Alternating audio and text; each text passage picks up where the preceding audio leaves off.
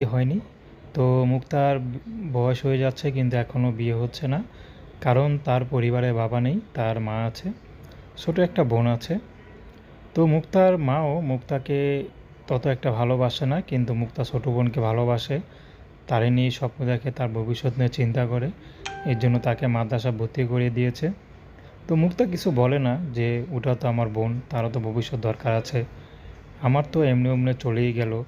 তো এখন মুক্তা চাচ্ছে যে বিয়ে শাদী করতে, বিয়ে শাদী করে যদি ঘর সংসার শুরু করতে পারে, তাহলে মুক্তার জীবনে আর কিছু চাওয়া পাওয়ার নাই। মুক্তা কখনো কোনো স্বপ্ন দেখে না বাড়ি গাড়ির, ধন দৌলতের, টাকা পয়সার।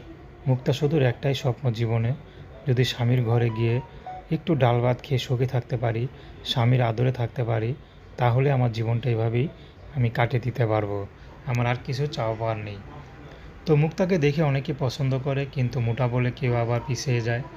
তো মুক্তা একটি কথা, মোটা হতে পারে কিন্তু ঘরের সব কাজ কাম আমি একাই করতে পারবো।